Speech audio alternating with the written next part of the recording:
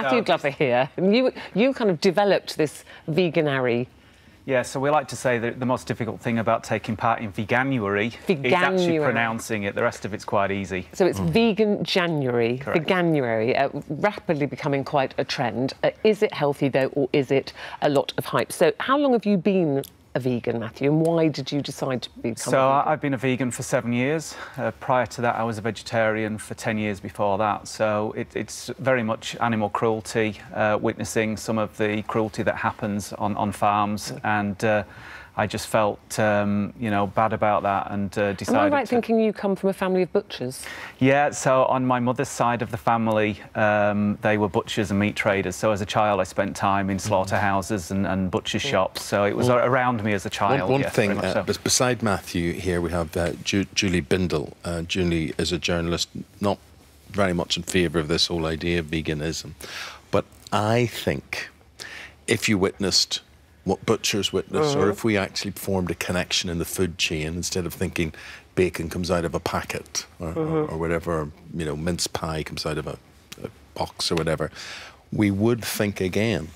Well, I'm not a vegetarian because I don't have a strong moral compass, unlike Matthew, and I'm not a vegan because I'm not a masochist. But the issue for me is the environment, and what you hear peddled by political vegans, and I think we share exactly the same philosophy on animal welfare and cruelty, is that this is an answer to the world's ills. Now, if you look at avocados, for example, which many vegans consume, and we're now consuming 6 times the number of avocados here in the West than 5 years ago even. You know, the Mexican rainforest is being completely destroyed in the cultivation of more avocados. So your moral compass can be switched on in different ways. You know, I think that it's presented, the vegan diet, which can be healthy, often is not. So, you know, I don't eat much red meat. I have a fairly healthy diet, and I'm lucky enough to be able to afford free range and organic things where necessary. Vegans can drink a bottle of vodka, eat a bag of chips and smoke 20 cigarettes. They're still vegan. So yeah, but no, but look at this in a more Matthew, you were saying there was a moral thing there for you in terms of going vegan. Yeah, well, actually, it was also the environmental reason that I decided to go vegan as well. It was joining the dots up on all of that. So you mentioned the Amazon rainforest, but 90% of the Amazon that's being cleared is for agriculture, and it's animal agriculture. So what they're doing is they're using this land for grazing animals, and they're also using this land to grow crops to feed to animals. It's not really avocados. I think a lot of people, it seems, Matthew, though, are taking, you know, it might not be the animal cruelty reasons. They go, oh, this is healthy. It's a kind of, it's a lifestyle choice, clean eating. You know, there's so much of that around. It can be very judgmental. So tell us why you think it is a healthy way to eat. Well, there's lots of science that backs up that eating a plant-based diet is really healthy.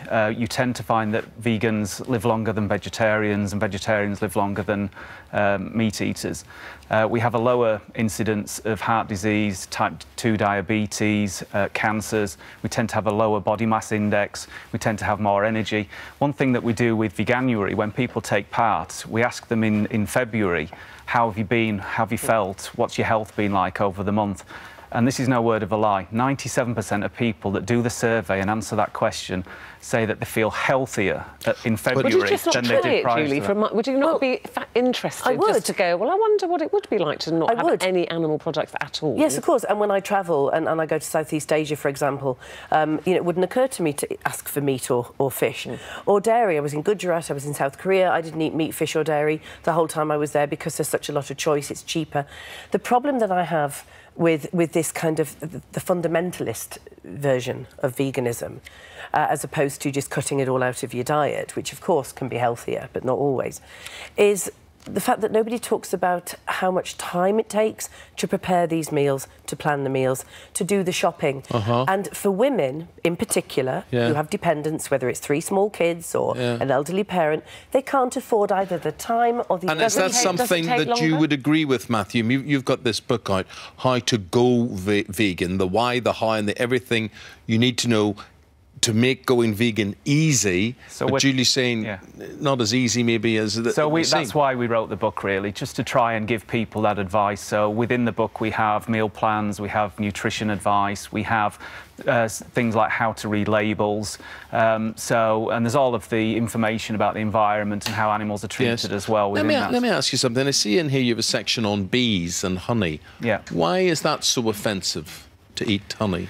Well, bees are exploited in the same way. It is an animal product. You do get debate within the vegan community about the honey issue. Well, unfortunately, we are out of time with this debate.